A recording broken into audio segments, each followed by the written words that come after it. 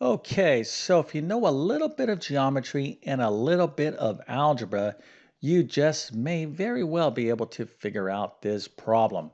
So here is a situation. We have this figure right here, and this shape right here is called a trapezoid. So this is a trapezoid, and the objective is to find the area of these two blue shaded regions. So with that in mind, let me go ahead and actually read you the question, but I pretty much told you that, but we do have an important detail here that you need in order to solve this problem. So the question is, the area of the entire trapezoid is 48. What is the area of the shaded region or regions? Because we have these two blue regions, and this is, of course, what we're looking to calculate the area for. Okay, so if you think you can figure this out, and I have confidence that in fact you'll be able to solve this problem, or at least most of you can, go ahead and put your answer into the comment section. I'll show you the correct answer in just 1 second, and then of course I'm going to solve this problem step by step. But before we get started, let me quickly introduce myself. My name is John, and I have been teaching middle and high school math for decades, and it really is my true passion to try to make learning math as easy as possible. So if you need assistance in mathematics, check out my math help program at tcmathacademy.com. You can find a link to that in the description below. And if this video helps you out, or if you just enjoy this content, make sure to like and subscribe, as that definitely helps me out. Okay, so of course, I kind of explained the problem in two different ways. Now, one thing that you're going to need here is some formulas. Okay, now formulas for what? Well, you're going to need to know the formula for the area of a trapezoid, and you're going to need to know the formula for the area of a triangle. So if you forgot those formulas, you're like, boy, Mr. YouTube Math Man, I could get this right. I just forgot those formulas. Well, that's understandable. But right now, I want to give you a full opportunity for you to remember those formulas if you can remember. But let me go ahead and show you the answer. And then, of course, I'll show you the formulas and then we'll get into the solution. The correct answer is 24.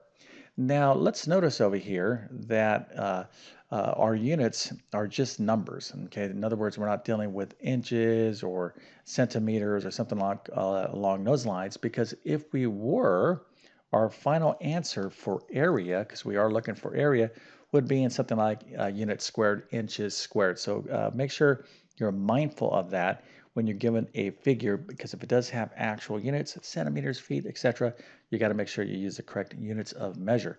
But in this case, we just have numbers, so the correct answer is 24. Okay, so how'd you do? Well, if you got this right, we have to celebrate by giving you a nice little happy face, an A plus, a 100%, and multiple stars, so you can brag to your friends and family that indeed you are an expert, a certified professional in the area of trapezoids and triangles, because that's really what we need to know in order to figure this problem out. Okay, so as I indicated, we're going to use a little geometry and a little algebra, and that is one of the best combinations. Well, maybe peanut butter and jelly or football and pizza might beat that combination, but let's go ahead and get into this problem right now. Okay, so obviously, I kind of explained the problem. Hopefully this is clear, but we do have this kind of situation down here. We have these X's, right? So we're like, well, what do we do with that? Well, of course, we're going to have to get into that in just 1 second. But first, we need to just kind of go back to the very basics. So that is, of course, anytime you have some sort of problem, any math problem, you have a figure, you have a problem, read the problem more than once. I like to use the rule of three. 3 times, just look at the figure, look at the information in the problem, and think about this before you start doing things. Come up with a strategy. Now, what could be our strategy here to find the area of these two blue regions? Well, we could do one or two things. Because we have the entire area of this trapezoid, we could look to say, well, you know what? I could find the area of this trapezoid right here and subtract it away from the area of the big trapezoid. And what's remaining would be these two regions. And that's not a bad strategy. Now, there is another approach we could take, and that could be, well, how about we just find the area of these two triangles? And that's not a bad strategy as well. But in either case, we're going to have to figure out what this x is equal to. Okay, we have this x, x, and x, and x. Now, another thing here that some of you may notice in this particular um, figure, and this is something that sometimes math teachers just love to do on particular math exams or test questions, is if you notice here, this x represents the length from here to here, here to here, here to here, and here to here. Now, this particular measure definitely looks longer than these measures. These kind of look equal distance.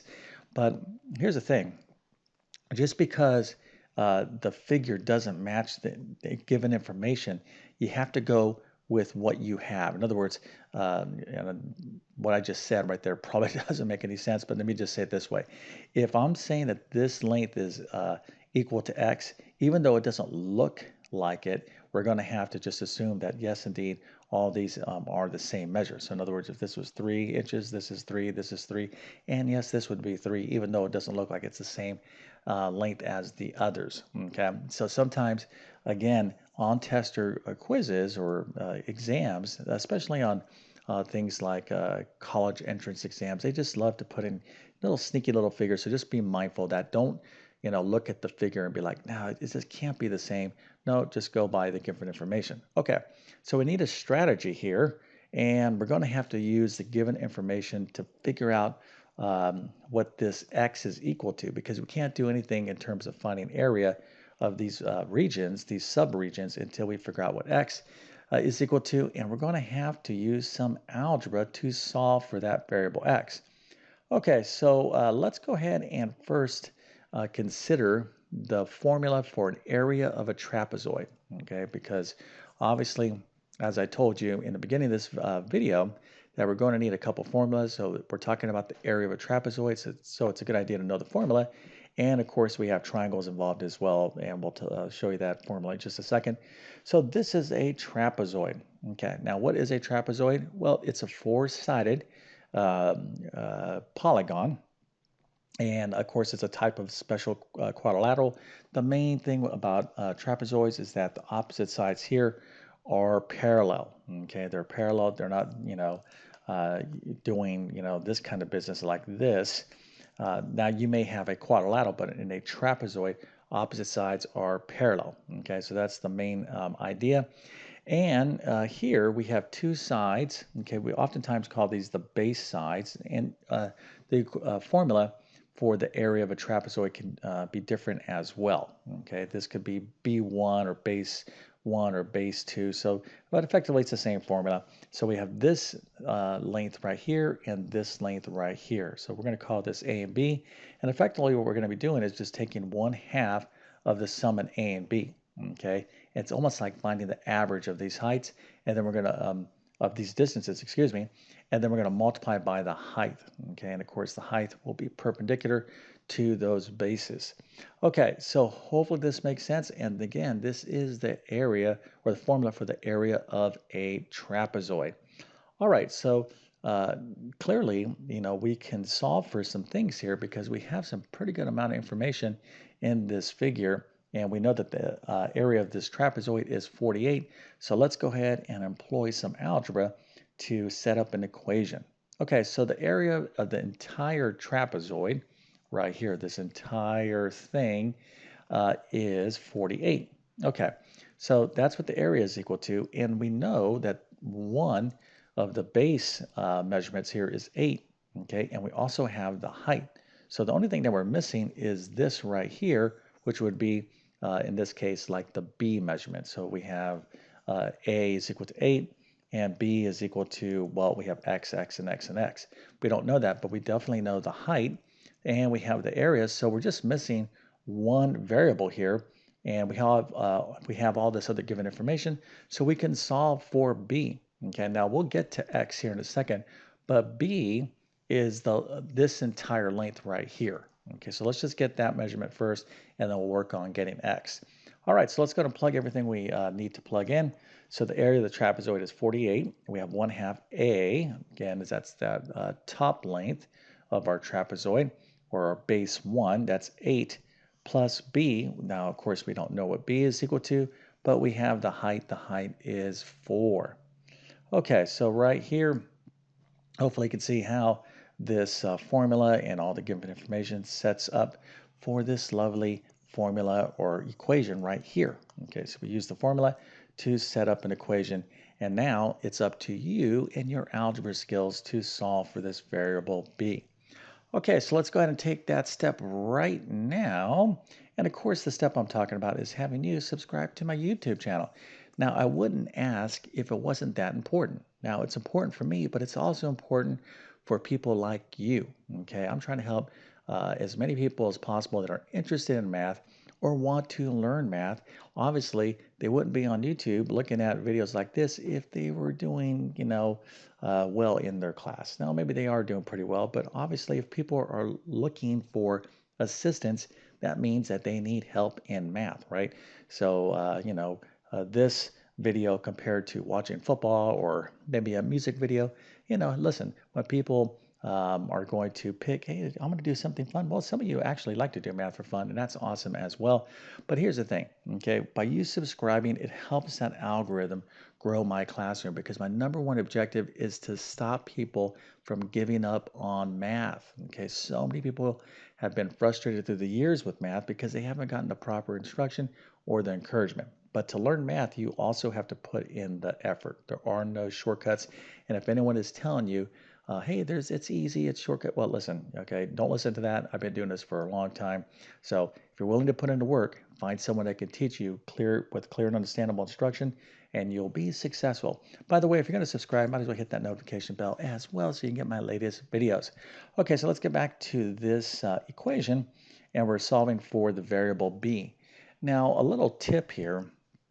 In algebra, I've seen this happen through the years multiple times. It is so easy. The variable, the lowercase b, okay, here we have a, b, c, for example, very common variables in algebra. Here's the deal with b.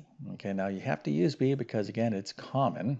Okay, so b looks like 6. Okay, it can so easily get morphed into a 6. You got to be very careful, and I've even made this mistake. So, you have to say, okay, this is the variable b and not the number 6 as you're doing a bunch of work. All right, so let's go ahead and first, we'll do a couple different approaches we can take here. We have 4 times 1/2. This is one big product, right? So it's this times this times this. So we'll just take this 4 and multiply by 1/2. Remember, in multiplication, order doesn't make a difference. 2 times 1 times 3 is the same thing as 3 times 2 times 1. So I could just shuffle these around. So 4 times 1/2 is 2. Okay, so now I have 2 times 8 plus b. All right, so now I'm going to go ahead and take the distributive property and distribute in that 2 to this 8 and b. So 2 times 8 is 16, and 2 times b is 2b, and that's equal to 48. So now I'm going to go ahead and subtract 16 from both sides of the equation. Now, I didn't really show that step here, but I'll show it real quick. And 48 minus 16 is 32. So 32 is equal to 2b. So to solve for b, all I have to do is divide both sides of the equation by 2, and b is equal to 16. Okay, so what does that mean? Well, let's go over here and revisit our figure. Okay, so this was A, and this is A, and this is B. Okay, so B is 16. All right, so now we're in good shape to find this variable x because this whole length of B is split up in 4 sections, okay, all equal distant, and it's x, x, x, and x. So I could set up another equation to solve for x, right? X plus x plus x, x plus x plus x plus x, right? All these x's is what? That's 4 x's, but that's equal to the length of 16. So we can set up this basic equation, 4x is equal to 16, and solve for x by dividing 4 from both sides of the equation. So x is equal to 4. Okay, so stick with me. I know a lot of you are like, boy, this problem is a little bit harder than, it's not hard. It's just you need to pick a strategy and do the work, okay?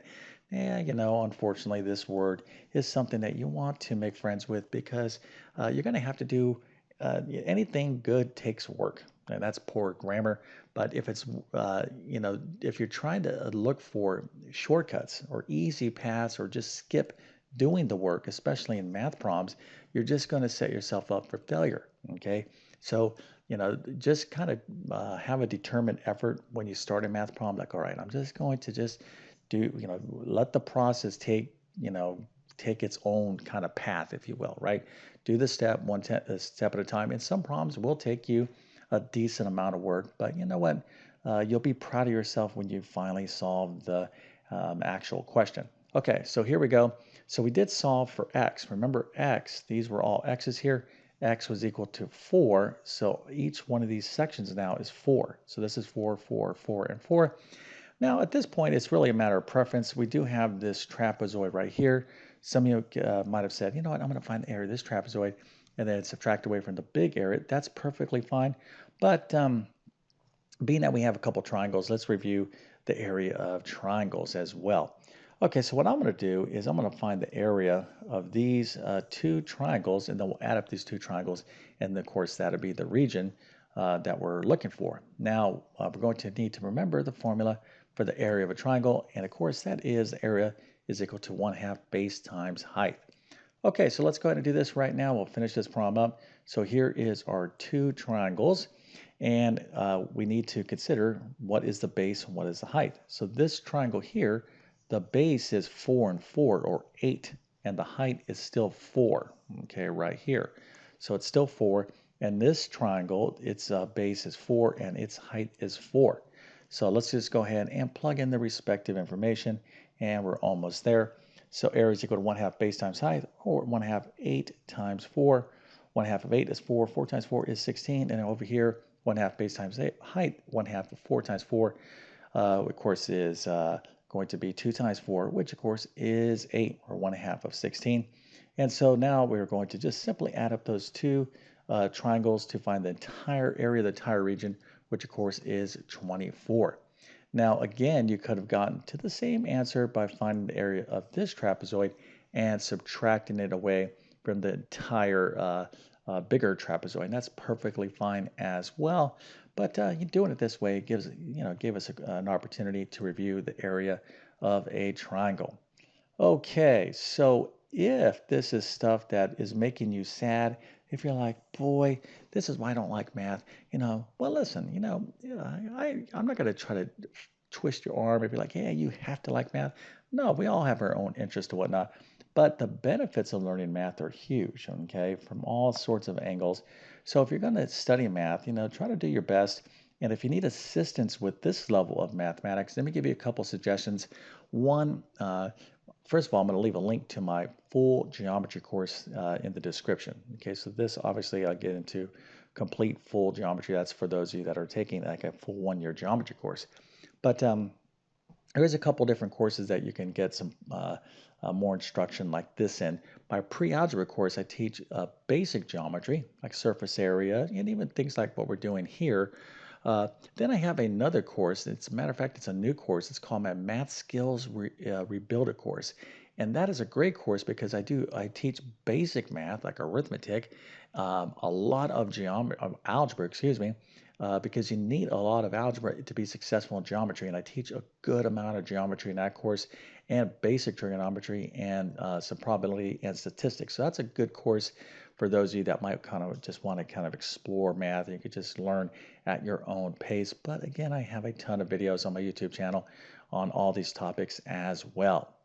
Okay, so with that being said, I definitely wish you all the best in your mathematics adventures.